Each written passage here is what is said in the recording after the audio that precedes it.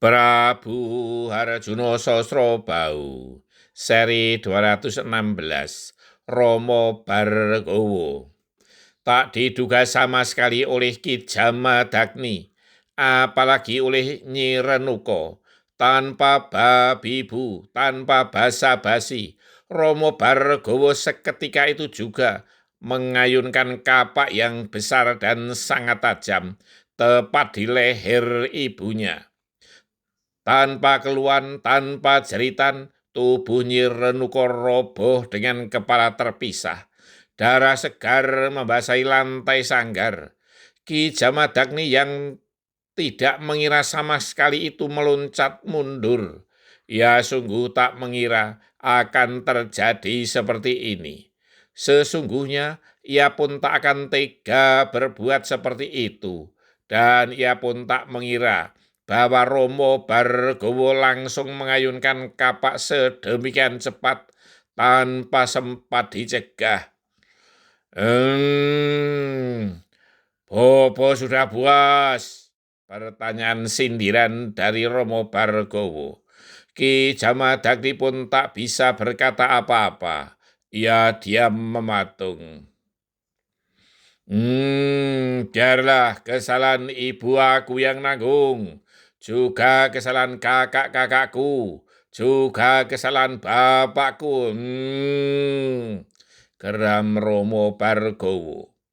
Dengan suara bergetar, Ki Jamadagni berkata, "Ngger, Agil anakku, bapakmu ini yang salah. Maafkan orang tuamu ini, Ngger." Ki Jamadagni berhenti sejenak, kemudian katanya, "Hanya kaulah yang patuh kepadaku, mintalah kepadaku. Sepanjang aku bisa mewujudkan, akan aku kabulkan, Nger." Romo Bargowo beberapa saat terpaku. Ia sendiri terkejut melihat ibunya tergeletak berlumuran darah, tubuh dan kepala terpisah oleh tangannya. Baru beberapa saat kemudian ia berkata kepada ayahnya, "Jika demikian, ada 5 permintaanku. Pertama, hidupkan ibuku lagi. Kedua, pulihkan keadaan kakak-kakakku. Ketiga, ampuni kesalahan ibuku dan kakak-kakakku.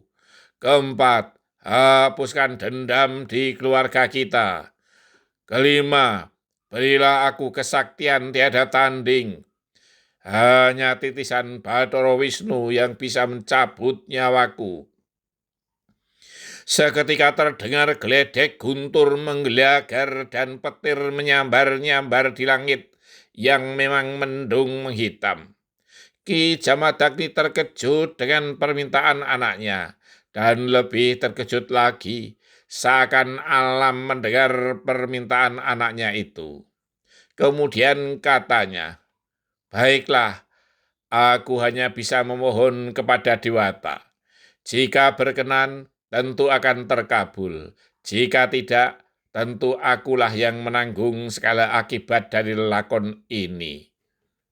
Ki Jamadagni kemudian bersamadi, memohon kepada Dewata sehubungan dengan permohonan anaknya, Romo Bargowo. Romo Bargowo sendiri ikut bersamadi seperti yang dilakukan oleh ayahnya. Keelokan terjadi. Tiba-tiba Nyi Renuko bangkit berdiri, dan lantai sanggar pun telah bersih dari darah. Demikian pula keempat anaknya telah pulih kesadarannya. Ki Jamadagni kembali sujud syukur kepada Dewata yang telah mengabulkan permohonannya. Selain Ki Jamadagni dan Romo Bargowo, mereka belum menyadari apa yang terjadi. Nyi Renuko pun seperti di alam mimpi, bahkan merasa ia telah di alam lain. Ia coba cubit lengannya, ternyata terasa juga. Ia pejamkan mata, ternyata gelap juga. Berarti ia masih di alam fana. Keempat anaknya pun masih bingung. tak mengerti apa yang terjadi. Romo Bargowo termangu-mangu, permohonannya yang terluntar begitu saja, namun terkabulkan. Ibu, kau telah hidup kembali, Bu, berkata Romo Bargowo. Apa yang terjadi, Nger? Sahut Nyi Renuko yang memang belum tahu apa yang terjadi. Demikian pula keempat anaknya. Mereka hanya merasa hilang kesadaran beberapa saat dan mereka pun tak menyadari apa yang terjadi. Namun akhirnya Ki Jamadagni menceritakan apa yang terjadi pada keempat anaknya itu. Dan diceritakan pula bahwa ibu mereka, Dewi Renuko, telah ditebas kapak oleh si Ragil, Romo Bargowo, dan tewas. Namun atas permintaan Romo Bargowo pula, ibu mereka bangkit kembali, dan mereka yang linglung telah pulih kesadarannya. Dan yang penting pula, atas permintaan Romo Bargowo, aku harus melupakan dan memaafkan segala kesalahan Renuko dan kalian semua. Namun Renuko juga tidak boleh mengulangi perbuatannya. Lanjut Ki Jamadagni. Yai, hanya itu yang terlontar dari mulut Dewi Renuko, yang kemudian bersimpuh di kaki suaminya sambil menangis. Bersambung.